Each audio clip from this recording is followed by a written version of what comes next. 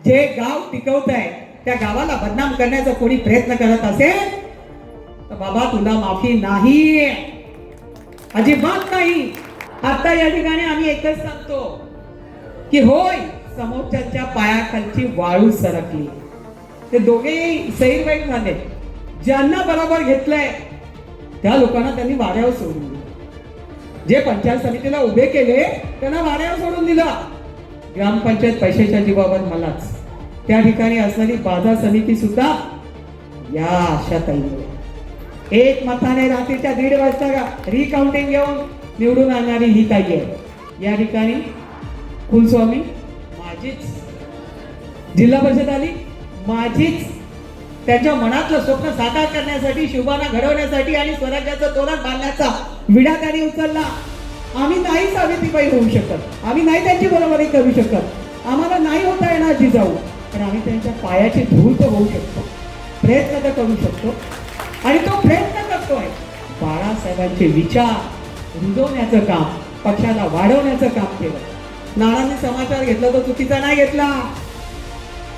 या चौकात मग आम्ही बघतो, कारण आम्ही पुराव्याशिवाय बोलत नाही. हे करणारं हे रामाचं गाव नाही. इथे राम बसतो प्रत्येकाच्या घरात, राम प्रत्येकाच्या हृदयात आहे. ते जसे एक वचनी होते तसं या गावातला प्रत्येक तरुण, प्रत्येक महिला, प्रत्येक सासूने घातलेले संस्कार, मुलींवर घडलेले संस्कार ते त्यांना पाप करू देणार नाही. परंतु ही घटना, आपला नेता गेला, महाराष्ट्राचं नाही पुणे जिल्ह्याचं फार मोठं नुकसान झालं अजित दादाच्या जाण्याने. एक स्पष्ट वक्ता, कुणालाही न फसवणारा आणि सत्य आहे ते मांडणारा. 4च दिवस राहिलेत. 7 तारखेला मतदान आहे आणि 7 तारखेला तुम्हाला कमळ सोडून काहीच बघायचं. तुम्ही पाहिलंय की ताईंनी कधी जिल्हा परिषद सोडून कुठल्याही गोष्टीची अपेक्षा केली नाही. माझे कार्यकर्ते कसे घडणार, माझ्या कार्यकर्त्यांना कधी त्या संध्या मिळणार, हा ताईचा होगा असतो. होय, मी शेवटची निवडणूक लढते आणि शेवटची निवडणूक. कधीतरी सासूला रिटायर व्हायचं असतं. कधीतरी आपणही शिकलं पाहिजे की आपण जोपर्यंत 2 पावलं पुढे येत नाही, आपण दुसऱ्याला घडवत नाही, तोपर्यंत क्रांती होणार नाही. ज्यांनी क्रांती केली त्या आपण पाहिलंय की जिजाऊ ज्यांनी स्वराज्याचं तोरण बांधण्यासाठी ज्या शुभांना जन्माला घातलं ते आपल्या इथे. का बरं संपूर्ण महाराष्ट्र सोडून त्या इथे आल्या? त्यांच्या मनातलं स्वप्न साकार करण्यासाठी, शुभांना घडवण्यासाठी आणि स्वराज्याचं तोरण बांधण्याचा विडा त्यांनी उचलला. कष्ट घेतले, कष्ट काढले, परंतु घडवलं.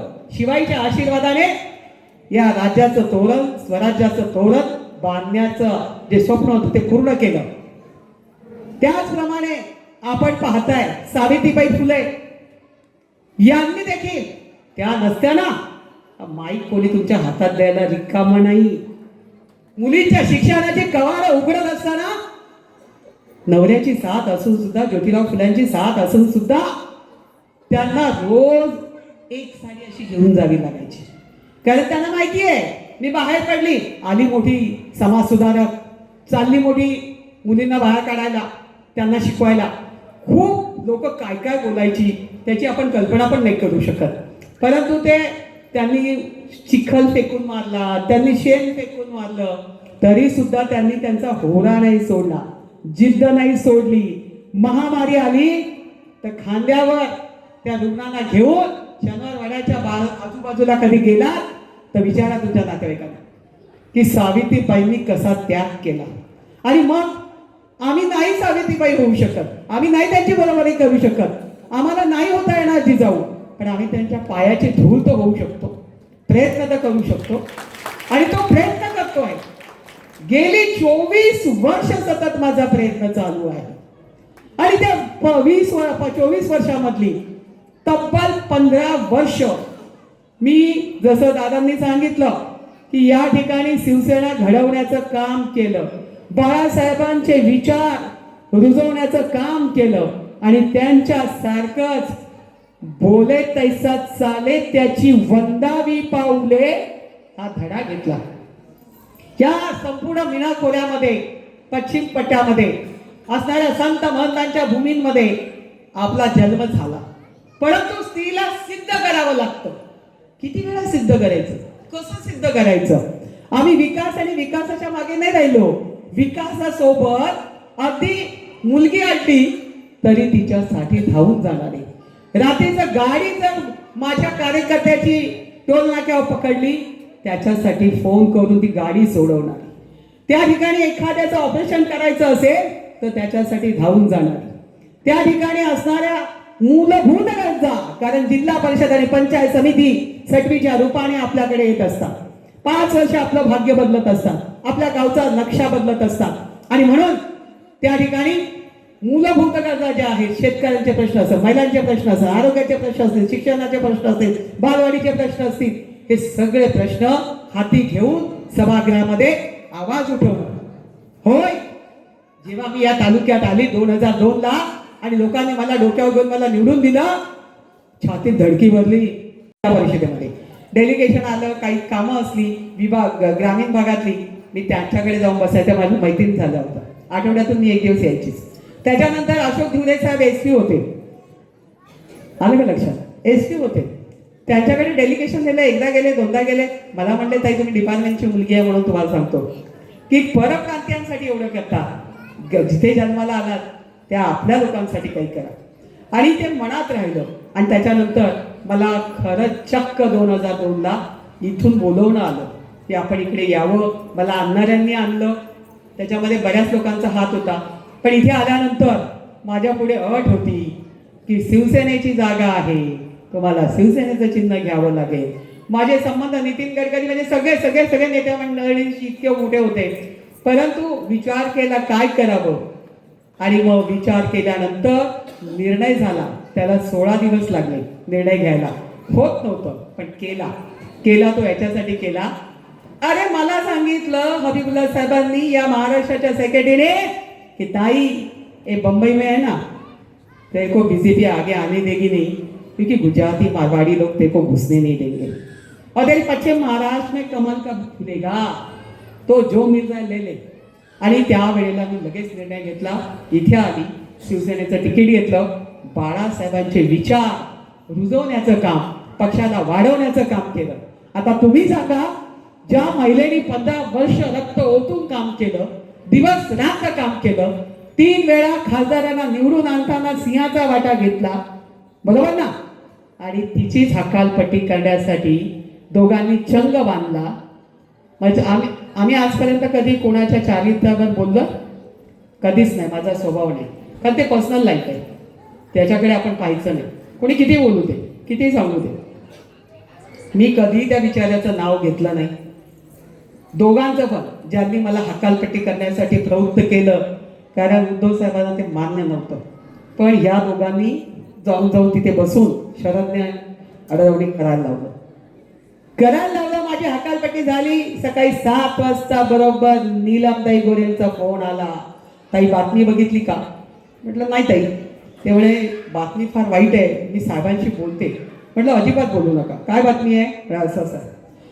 म्हटलं ताई मी पाहून घेईल, सक्षमतेने नेतृत्व केलंय, जर असं काही घडलं असेल तर तुम्ही नाही बोलायचं. तुम्ही कधी नीलमताई आले तर नक्की विचारा काय झालं.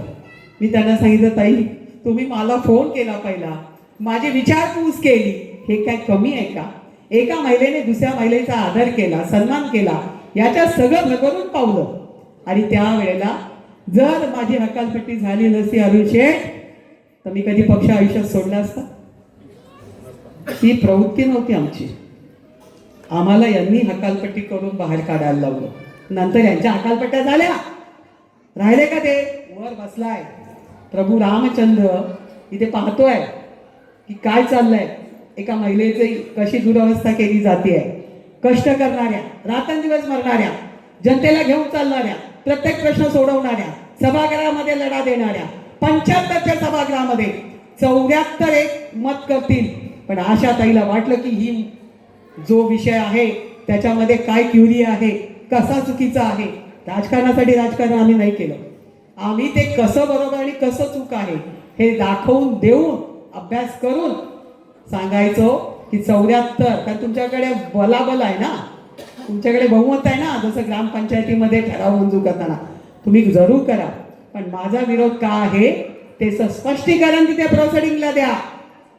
अशी तुमची ताई, अशी घडलेली, जिची हकालपट्टी झाल्यानंतर तिने हार नाही मानली, ती लढत राहिली, अपक्ष लढली. 19ला 51,000 मताधिक्याने तुम्ही लोकांनी माझा सन्मान केला. सोपा नव्हता तो. कार्यकर्त्यांनी हातात घेतलं, खिशात असतील त्या पैशाला हात घातला. अगदी टोपलीत भाजी विकणारी महिलेने सुद्धा आपल्याला 2-2, 5-5 हजार रुपये आणून दिले. आणि आपली निवडणूक बिना पैसा हातात नसताना सुद्धा आपण केली आणि दाखवून दिलं की एकटी महिला सुद्धा काय करू शकते. आणि म्हणून या ठिकाणी मला एकाच गोष्टीचं वाईट वाटतं की अरे कोणाचं नाही चांगलं करता आलं तर वाईट करू नका, वाईट करू नका. तो अधिकार तुम्हाला दिलेला नाही. आणि म्हणून या ठिकाणी 5व्यांदा मी लढत असताना या महाराष्ट्राच्या पटलावर आज सगळ्यात कोणी पुरुष सलग काय म्हणतो आपण, मध्ये गॅप न टाकता सलग 5व्यांदा निवडून येणारी तुमची आशाताई उभी आहे. म्हणजे तुम्ही सगळे उभे आहात. ज्या वेळेला हा गुलाल उधळला जाईल माझा आणि संजूवर, त्या निलेशवर, त्या वेळेला पुणे जिल्ह्यात नाही दिल्ली त्याची दखल घेईल, दिल्ली दरबारी त्याची दखल घेतली जाईल आणि तुमचं नाव तिथपर्यंत जाईल, तुमच्या गावाचं नाव तिथपर्यंत जाईल. आणि म्हणून तुम्ही सगळ्यांनी चंग बांधला पाहिजे. तुम्ही सगळ्यांनी ठरवलं पाहिजे की अरे एक महिला आपल्या पूर्वजांनी दिलेली जी संस्कृती आहे तिला जपण्याचं काम करते आहे, ती पुढे जाण्याचं काम करते. तिचा हात खेचण्याऐवजी तुम्ही तिला पुढे घेऊन चला. आणि तुम्ही घेऊन जाणार ना, घेऊन आम्हा तिघांना पण. हे दोघे पुढे या रे, दोघे पुढे या, दोघे पुढे. आता तुम्ही बाकी वर हात, दोन्ही हात करून टाळ्या वाजवायच्या. आम्ही तिघे तुमच्या.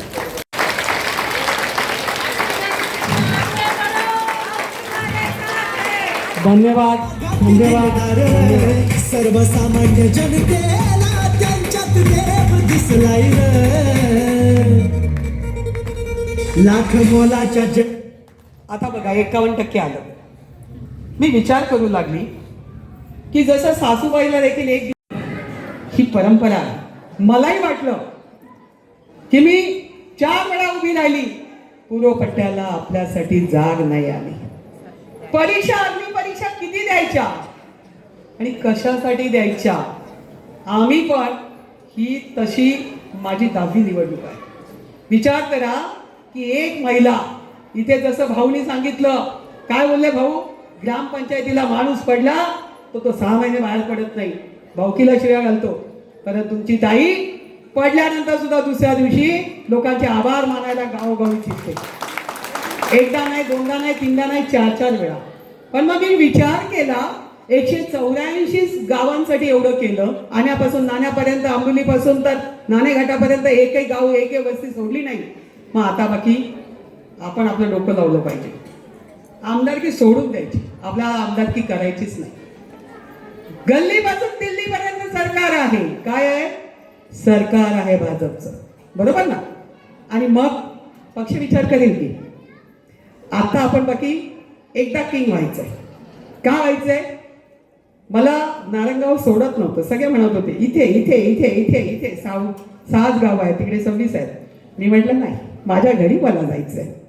माझ्या घरी जायचंय म्हणजे माझ्या जुन्या मतदारसंघात जायचंय आणि मला त्याचा विकास, कायापालट, कारण कुंभमेळा येतोय आणि कुंभमेळा आला की इथून कामं सुरू होतात. अरुण शेठ, बरोबर ना.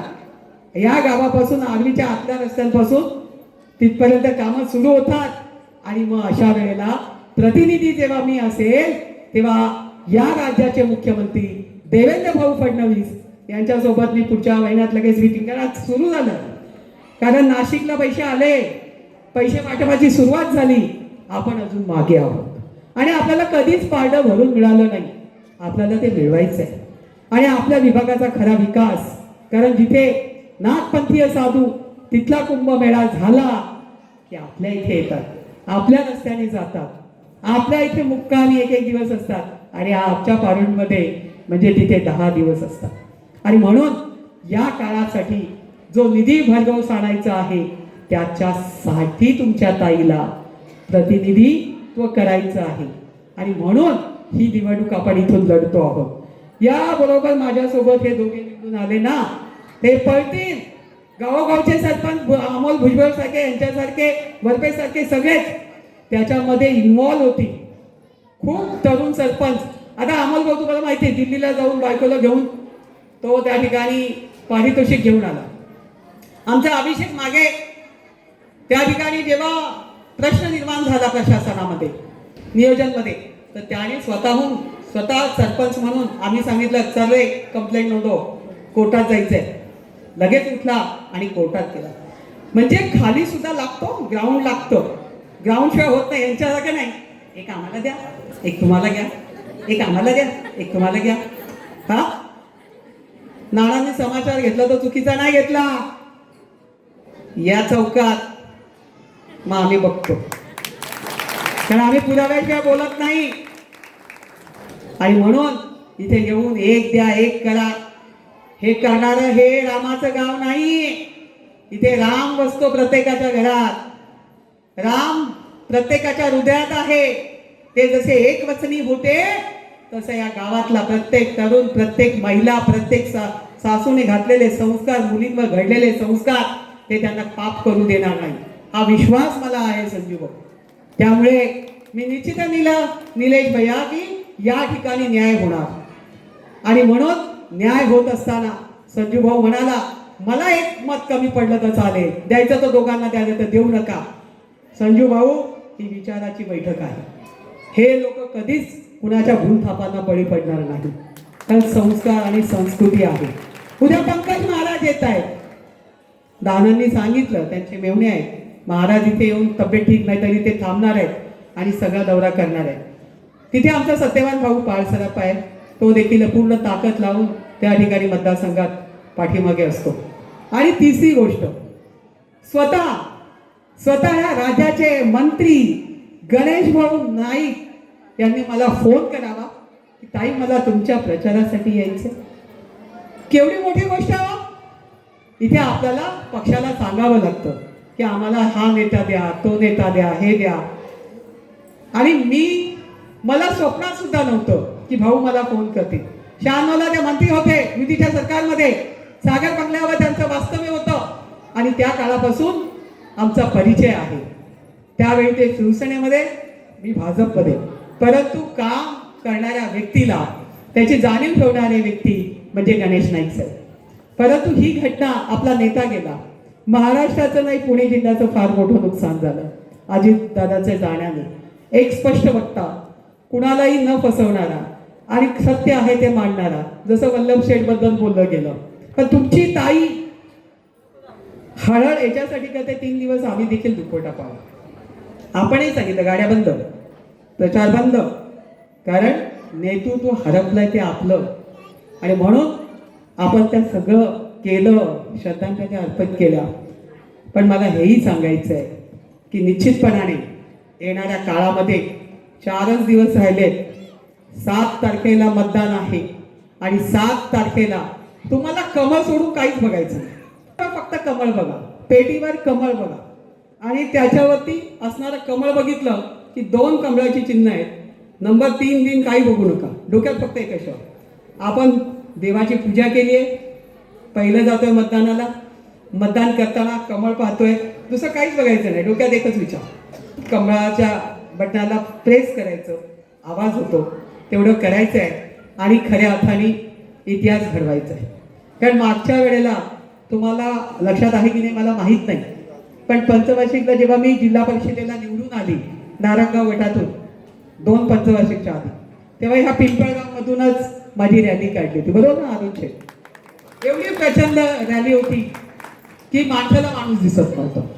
आता त्याच्यापेक्षा जास्त चमत्कार होणार हा विश्वास मला आहे. का असू नये? कारण आपल्या कर्तृत्वावर आपण जर अभ्यास चांगला केलाय, आपण परीक्षेला गेलो तर आपण अडत नाही. आपण पेपर आला का पहिलं बघतो, पहिलं काय, ही प्रश्नाची उत्तरं पाठ आहे, पहिला तेवढा सोडून टाकतो. 1-2 प्रश्न अडचणीचे वाटले की थोडा विचार करतो, त्याच्यासाठी वेळ ठेवतो. इथे तसं काहीच नाही आहे. इथे आमचा पेपर 10 वेळा पाठ करून झालेला आहे. त्यामुळे आम्हाला फक्त तुमचे आशीर्वाद, तुमच्या आशीर्वादाची गरज आहे, तुमच्या शुभेच्छांची गरज आहे. आणि निलेश भाऊ, मी त्यांना सांगितलं, तिकडे निलेश भाऊ उभा आहे, तुमचे नातेवाईक असतील तेवढे जोडून द्या. आणि खऱ्या अर्थाने लोकांनी आपलं कौतुक केलं. कुंभमेळ्यासाठी झालेल्या कामांचे एस्टिमेट तयार आहेत. परंतु आपण निवडणुकांमुळे अडकलो आहे. पण निवडणुका जशा होणार आणि 9ला निकाल लागणार तर सगळ्यात पहिली आशाताईची जबाबदारी राहणार आहे की आशाताईंनी मुख्यमंत्र्यांची वेळ घ्यायची आहे आणि वेळ घेऊन ती मीटिंग कॉल करायची आहे आणि मीटिंग कॉल केल्यानंतर आपला आराखडा तिथे ठेवायचा आहे आणि जास्तीत जास्तीचा निधी आपल्याला आणायचा आहे. बघा कसं असतं की जसं या ठिकाणी आपण बघतो भूक लागली की कळ आपल्या पोटाला लागते. इथे आपले रस्ते आणि आपल्या असणारी परिस्थिती बदलायची आपल्याला. इथे स्वप्न आहे माझं की आपल्याला रस्त्यांचं जाळं विणायचं आहे. शेताकडे जाणारे रस्ते, घराकडे जाणारे रस्ते कॉन्क्रीटचे, जसं की नारंगावमध्ये तुम्ही पाहिले की ओढ्यामध्ये सुद्धा आपण रस्ते केले, शाळा उभ्या केल्या, त्या ठिकाणी अस्मिता भवन उभं केलं, त्याच पद्धतीने चांगल्या सुविधा देणाऱ्या आरोग्याच्या सुविधा दिल्या. त्या धर्तीवर या ठिकाणी सुद्धा काम मोठ्या संख्येने झालं पाहिजे. आणि आता आपल्याला कुठे 184 गावामध्ये जायचंय, आपल्याला आपली 26 गाव आणि सगळा निधी इथेच ओतायचा आहे. हे मॉडेल करायचंय तयार आणि हे मॉडेल झाल्यानंतर लोक येणार म्हणजे येणार, तुम्हाला विचारणार म्हणजे विचारणार, पर्यटनाला चालना मिळणार म्हणजे आमच्या महिलांच्या बचत गटांना सुद्धा न्याय मिळणार. या सगळ्या भूमिका घेऊन आशाताई निघाली आहे आणि निघाली आहे ती एकच विचार करते की 5 वर्षाने ज्या वेळेला माझं 25 वर्षाचं कार्य मी 5 वर्षात मार्गी लावणार आहे, तुम्हाला कोणाच्या पुढे हात बसायला लावणार नाही. त्यावेळी निश्चितपणाने आपण सर्वजण, मी पक्षाच्या असणाऱ्या तुम्ही दिलेल्या विश्वासावर, तुम्ही दिलेल्या आशीर्वादाने मला कुठेही बसवलं जाईल, परंतु मी किंग मेकर होणार आहे. मला आता किंग व्हायचं नाही, पळायचं नाही, पण दुसऱ्यांना 51% मध्ये महिलांना कसं पुढे काढायचं, या ठिकाणी चांगल्या राज्यकर्त्यांना कसं घडवायचं, हे माझ्या डोक्यातलं विजन आहे आणि स्वप्न आहे. ते आपल्याला पूर्ण करायचं आहे. एवढं या ठिकाणी सांगते. नका ज्याला सभागृहात 5 वर्ष बोलता आलं नाही किंवा प्रश्न मांडता आला नाही, कोणी 5 वर्षाचे प्रोसिडिंग काढा आणि बघून घ्या, म्हणजे तुम्हाला कळेल का आपल्याला नेतृत्व आणि कार्यसम्राट कसे बनतात. मला माहित नाही. आता तुम्ही मला रणरागिणी म्हणता, पण मला प्रत्येक वेळी बघता तुम्ही की काही प्रसंग आला की मी धावून जाते म्हणजे माझ्यासाठी नाही जात, मी माझ्या जनतेसाठी जाते, त्यांच्या हितासाठी जाते. मी एकच सांगत असते अधिकाऱ्याला की बाबा रे, तू 10 फेऱ्या घालायला लावतो माझ्या शेतकऱ्याला, तू 10 फेऱ्या घालायला लावतो माझ्या बचत गटाला, तू प्रत्येक वेळी त्रास देतो. तुझी खुर्ची निर्माण केली जनतेच्या हितासाठी, तुला पगार मोजला जातो तो त्यांच्या कामासाठी, आणि म्हणून तू त्याची जाण नाही ठेवली आणि टाइम बॉन्ड नाही दिला, वेळेत काम नाही केलं, तर तुला मी माफी का करावी. मी माझ्यासाठी कधीच मागितलं नाही. आणि म्हणून शिस्त राहावी, म्हणून शिस्तीचा बडगा. आणि त्यामुळे शिस्तीने लोक नाव सांगितलं का मी ताईला फोन करतो, ठेव ठेव तुझी गाडी सोडतो पण ठेव इथे, म्हणजे हा आदरयुक्त विधी आहे. आपण त्यांच्याशी भेटलो असतो ना, गुडबिअर गडबड केली असती ना, तर हे सगळं आपल्याला पडलं नाही 24 वर्षात. त्यामुळे दिलेले संस्कार जे गाव टिकवत आहे, त्या गावाला बदनाम करण्याचा कोणी प्रयत्न करत असेल तर बाबा तुला माफी नाही, अजिबात नाही. आमच्या गावाला बदनाम करू नको. तुला नाव देता येत नसेल, चांगलं बोलता येत नसेल तर वाईट करू नको आणि वाईट दिशा नजर लावू नको, असं माझं सांगणं आहे. मी आर्वीची गावड्यांची कन्या आहे, शेळक्यांची नात आहे आणि या गावच्या बरोबर याच गावातला असणारा माझा लेकरासारखा माझा संजू भाऊ आहे आणि कुसूरगणातून निलेश चव्हाण आहे. सगळ्यांनी बघा, एक संधी द्या, त्याचं सोनं केल्याशिवाय राहणार नाही आणि तुम्हीच त्याचं कौतुक करा. आणि जसं पंकज नियोजनामध्ये मास्टर बनतो तसं हे सुद्धा बनणार आहे आणि त्यांनी नेतृत्व अधिक केलेलं आहे. जय हिंद, जय महाराष्ट्र, जय श्री